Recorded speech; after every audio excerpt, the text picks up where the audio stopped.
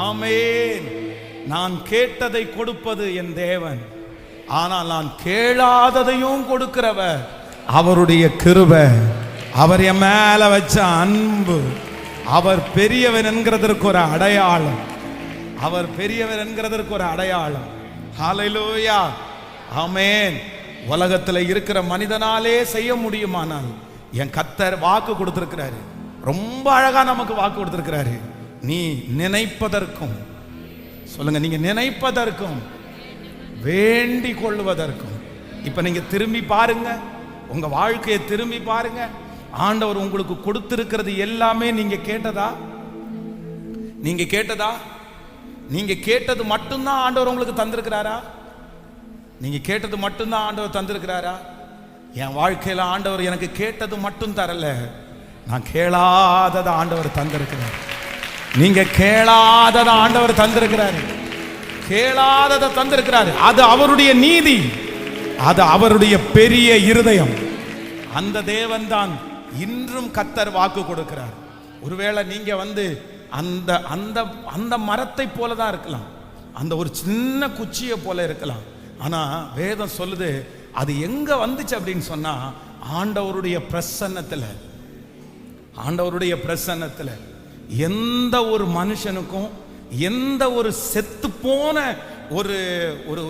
ஒரு மரத்துக்கு கூட எங்க உயிர் வரும் அப்படின்னு சொன்னா, கர்த்தருடைய பிரசன்னத்துல உட்காரும் போது அதற்கு உயிர் வரும். அதற்கு உயிர் வரும். வாலிப தம்பி, நமக்கு உயிர் கொடுக்கிறவர் யார் தெரியுமா? என்னை முளைக்க பண்ணுகிறவர் யார் தெரியுமா? கர்த்தர். கர்த்தர். நீ முளைக்கணுமா? நீ முளைக்கணுமா? நீ கர்த்தருடைய அந்த ஆசீர்வாதம் ஸ்டார்ட் ஆகணுமா? கண்டிப்பா எங்க முளைக்க முடியும்னா தேவ பிரசன்னம். அது ஒரு பொதுவாக ரெண்டு வெரைட்டி இருக்கு செடியில. ஒரு வெரைட்டி என்ன அப்படின்னு சொன்னா, விதைய நட்டு அதுல வர்றது ஒரு செடி. இன்னொரு செடி என்ன அப்படின்னு சொன்னா, கொப்பை வெட்டி குச்சியை வெட்டி வச்சு வர்றது இன்னொரு செடி. ஆனா இந்த விதைய போட்டு முளைச்சு வர்ற செடிக்கும் நிறைய ப்ராசஸ் இருக்குது. ஆனா அதை விட பெரிய ப்ராசஸ் எதுக்கு இருக்கு தெரியுமா? குச்சியை வெட்டி வைக்கிறாங்க பாருங்க, அது ஒண்ணுமே இல்லாத குச்சியில வேர் பிடிக்கணும். அந்த வேர் பிடிக்கிறதுக்கு அதை நட வேண்டிய இடத்துல நடணும், அதனுடைய வெயில் பதமா இருக்கணும், அதனுடைய மண்ணு பதமா இருக்கணும். நிறைய பேர் இந்த மாதிரி இருக்குது. மற்ற மாதிரி நீங்க வச்சீங்கன்னா அது காஞ்சிரும். ஆனா வேதம் சொல்லுது, ஒரு மண் இல்லாம, எதுவுமே இல்லாம, பச்சை தன்மையே இல்லாத, அதுதான் மெயின். நம்ம எந்த குச்சியை முளைக்க பண்ணாலும் பச்சை இருக்கணும். ஆனா இந்த இடத்துல தேவ சமூகத்துல போய் உட்கார்ற அந்த குச்சிக்கு என்ன இல்லைன்னா, பச்சை தன்மை, ஈரத்தன்மை கொஞ்சம் கூட இல்லை. அது திரும்பி முளைக்கவே முடியாது. இன்றைக்கு ஆண்டவர் தீர்க்க தரிசனமா கர்த்தர் யாரையோ பார்த்து சொல்றாரு, நீங்க தான் அந்த குச்சியா இருக்கலாம், நீங்க தான் அந்த வாதுளை மரமாக நீங்கள் மாறலாம். நீங்க செத்து போகிற அளவிற்கு உங்க சூழ்நிலை மாறி இருக்கலாம். நீங்க டெட் கண்டிஷன்ல நீங்க வந்திருக்கலாம். ஒருவேளை இந்த சத்தத்தை கேட்கிற பலர் சொல்லலாம், பாஸ்டர் இனி முளைக்கிறதுக்கு வழியே இல்லை, பச்சைத்தன்மை முழுவதும் போயிடுச்சு, ஈரத்தன்மை முழுவதும் எடுக்கப்பட்டுருச்சு, இப்ப நான் வெறும் குச்சியை போல தான் இருக்கிறேன். ஆனா இந்த 100 நாட்களும் ஆண்டவருடைய பிரசன்னத்துல இருக்க இருக்க இருக்க, கர்த்தருடைய மகிமைக்குள்ள இருக்க இருக்க இருக்க, கர்த்தர் சொல்லுகிறார், அது வெறும் வெறும் ஆமென் முளைக்கிறது மட்டுமல்ல, ஓ துளிர்கிறது மட்டுமல்ல, பூ பூத்து வாதுமை ஹல்லேலூயா பழங்களை கொடுக்க போகிறது. நம்புற சொல்லுங்க, அந்த பிள்ளைக்கு அது நடக்க போகுது. அதல்ல பரஹத்தனம் லிதரலதரபதனம் லிபரதலரபதரம்.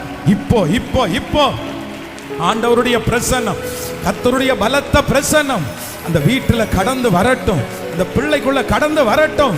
ஓ ஸ்தோத்திரம். ஒரே ராத்திரியில ஒரு வாதுமை குச்சியை ஆண்டவரே துளிர்க்க பண்ணி, பூக்க பண்ணி, அது பழங்களை கொடுக்கிறது உண்மையானால், என் பிள்ளை ஜெபம் பண்ணிட்டு இருக்கும் போது கர்த்தருடைய பிரசன்னம் இறங்கி ஜெபம் பண்ணுங்க ஏசப்பா சமூகத்துல. இந்த வார்த்தை அப்படியே உங்களால முடியும், உங்களால கூடாதது ஒன்றுமே இல்லை, உங்களால கூடாதது ஒன்றுமே இல்லை. ஆமென். ஹalleluya. ஒன் நைட், ஒரே இரவுல 12 மணி நேரத்துக்குள்ள அந்த குச்சிய முளைக்க பண்ணி, ஆமென், பூக்க பண்ணி, அத காலையில பார்க்கும்போது என்ன இருந்துச்சாமா? எப்படி இருக்கும்ல? ஹalleluya. காலையில பார்க்கும்போது அது வாதுமை பழத்தோட இருக்குதாமா. ஒன் நைட், ஒரு இரவுல கர்த்தர் நினைச்சார் அப்படின்னு சொன்னா ஒரு ராத்திரியில சகலத்தையும் கொடுக்கிறதுக்கு அவரால முடியும். ஒரு இரவுல அவரால எல்லாத்தையும் கொடுக்க முடியும். உங்க நம்பிக்கையை தளர விடாதீங்க, உங்க விசுவாசத்தை தளர விடாதீங்க, உங்க ஃபெய்த்தை விட்டு கொடுக்காதீங்க.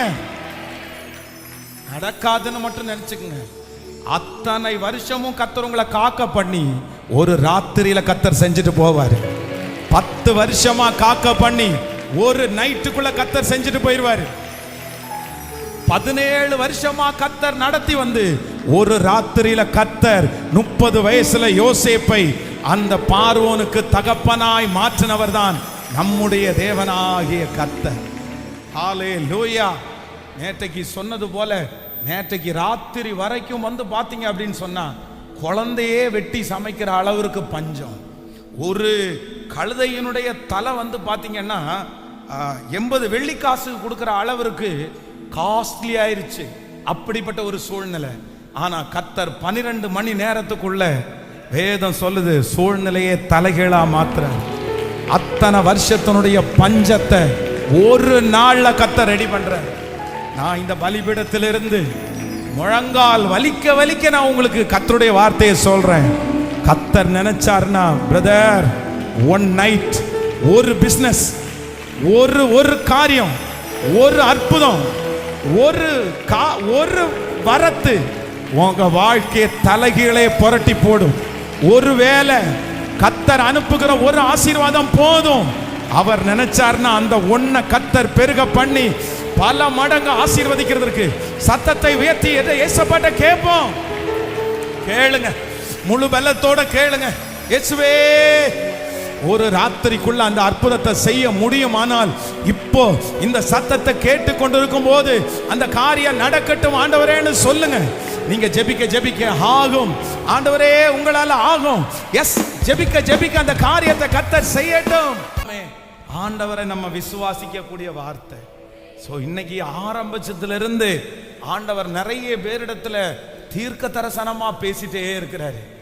எங்க இருந்து கர்த்தர் ஆரம்பிச்சாருன்னா அவருடைய காருண்யத்திலிருந்து அவர் ஆரம்பிச்சார். இப்ப எங்க வந்து ஆண்டவர் நம்மளை நிறுத்துறாரு அப்படின்னு சொன்னா ஒரே ராத்திரியில 12 மணி நேரத்துக்குள்ள அற்புதம் செய்வது கர்த்தருக்கு. ஹalleluya.